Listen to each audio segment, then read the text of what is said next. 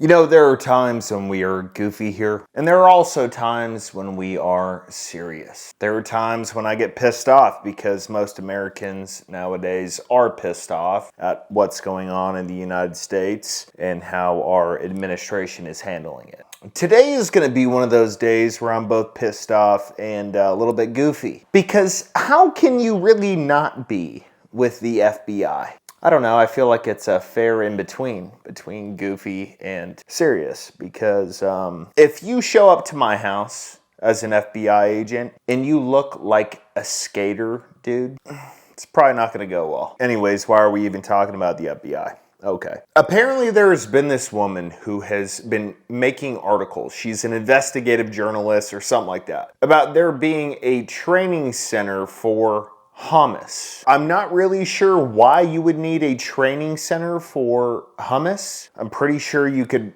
just look up a recipe and probably just go to your local H-E-B or Albertsons or whatever grocery store is near where you live and make it. Like, I'm not sure you need a training center to make hummus. But anywho, apparently hummus has a training center in Brownsville, Texas, and this woman's been creating articles about it, and she ended up getting a visit from the FBI. And if you've been here for a while, you've obviously seen the video where we talked about the FBI agent who came to a dude's house and essentially offered him money to rat on a buddy of his who was at the January 6th parade. So have you ever looked yourself up and found a bunch of different websites just listing all of your information?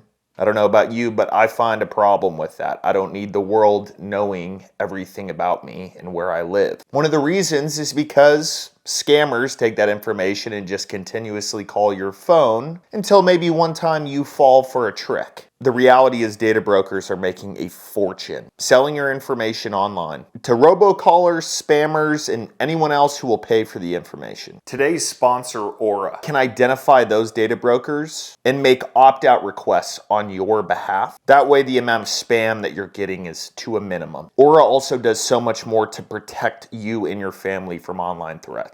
It's super easy to set up, that way you don't have to download several different apps. Aura does it all. VPN, parental controls, identity theft insurance. You get everything at one affordable price. So you can either let people continue to exploit your information online and profit off of your private information, or you can go to aura.com/HDC and you can start your 2-week free trial. The link is also in the description, and a big thank you to Aura for sponsoring today's video.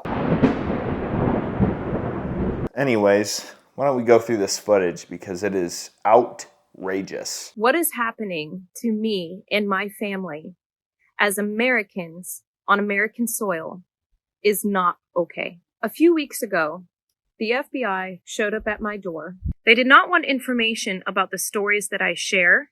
They did not want further information or details about the information that I've shared about the border with boots on the ground experience.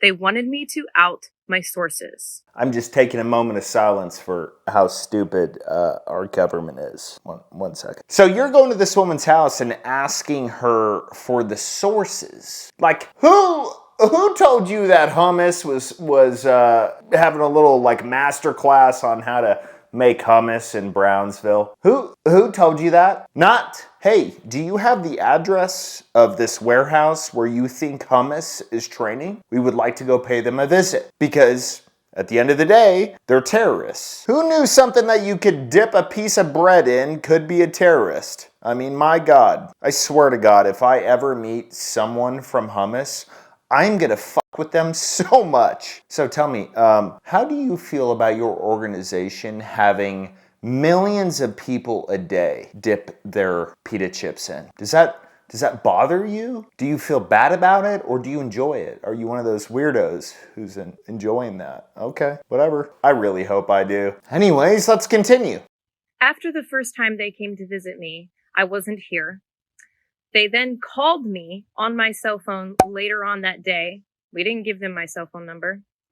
And wanted further information about a specific story. It doesn't matter if you give the government your cell phone number. If they want it, they'll find it. We've learned that a few times from different things. One of them is Liberty Safe. If they have the passcode to your safe, they have your phone number. That being said, the amount of times that they called this woman, it's a little bit stalkerish. That I shared about a few weeks ago about a Hamas training camp across the border from Brownsville, Texas. I told them that I would never give them a source which would compromise and possibly place my source in danger, but that they were welcome to look up a conference that was held in 2021 where this exact thing was actually discussed.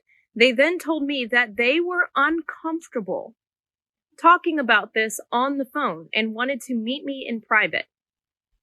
When is the FBI uncomfortable talking about something on the phone? This is pretty simple. If the FBI is truly worried about something criminal, okay, let's be real about this. If they're worried about something criminal, the calls would be about, hey, look, we're not worried about your sources. We're not worried about the article you put out. What we're worried about is if Hamas is here, there's a possibility that they could create havoc in the country. So we need to know all of the information you have as far as where this warehouse is, where they're training. That should be the only conversation. There should be no other conversation. They don't need your name. They don't need to come to your house. They don't need any of that. All they need is a location, and then they can go check it out. There is no way there isn't something corrupt going on with this. And it really surprises me that this stuff is still happening because people record stuff. People have doorbells that record stuff. People record phone calls